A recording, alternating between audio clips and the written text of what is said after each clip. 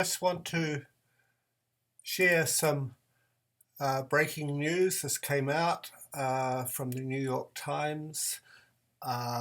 Trump approves strikes on Iran, but then abruptly pulls back. So if the President of the United States wants to get cold feet, I'm all in favour. So President Trump approved military strikes against Iran in retaliation for downing an American surveillance drone, but pulled back from launching them on Thursday night after a day of escalating tensions. As late as 7 p.m., military and diplomatic officials were expecting a strike after intense discussions and debate at the White House among the president's top national security officials and congressional leaders, according to multiple senior administration officials involved in or briefed on the deliberations. Officials said the president had initially approved attacks on a handful of Iranian targets like radar and missile batteries. The operation was underway in its early stages when it was called off, a senior administration official said. Planes were in the air and ships were in position, but no missiles had been fired when the word came to stand down.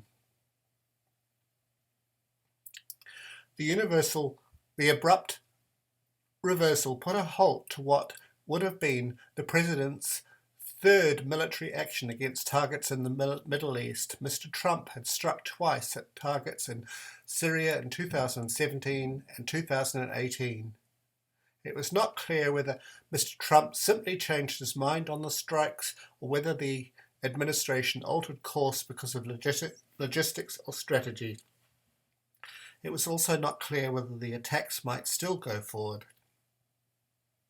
Asked about the plans for a strike and the decision to hold back, the White House declined to comment, as did Pentagon officials. No government officials asked the New York Times to withhold the article.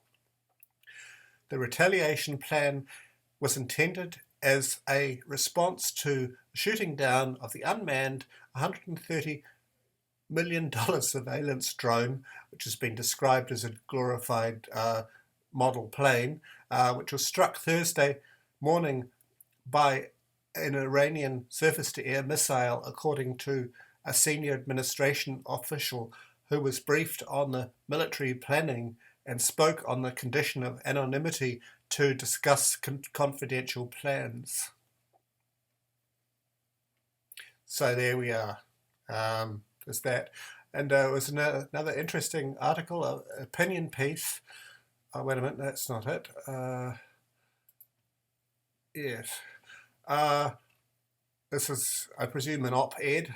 Iran's gambit forced the world to rein in Trump. So Trump has portrayed Iran's recent moves, including its threat to resume stockpiling low-enriched uranium in violation of the nuclear agreement, as proof that Iran is an implacable rogue state bent on acquiring nuclear weapons that can be contained only through the threat of military force.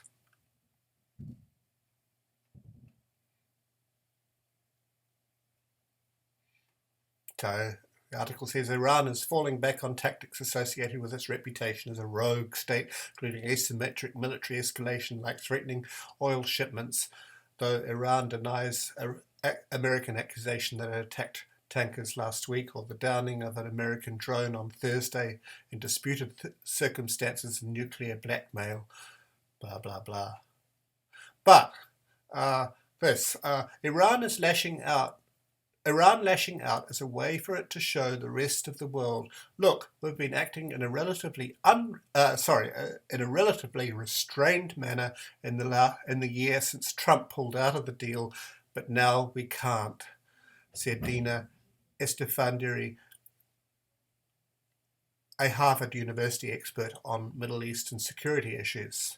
She said Tehran had settled on a two-pronged strategy of showing that they too can apply pressure by being a pain, but also saying we're willing to talk. And because Iran can't defy American might on its own, it may be hoping to coerce European and Asian nations to rein in the United States. The result, the experts say, is an Iranian strategy, rational but risky, that increases the likelihood of the nuclear agreement's collapse and even of outright war in the hopes of compelling the world to avert both. So I suppose a policy of appeasement on the part of the Iranians is what people are calling for here. Anyway, I won't read any more of that.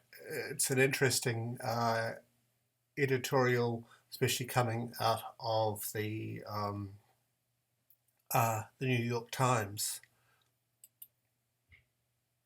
So Seymour Rocks reporting from Down Under.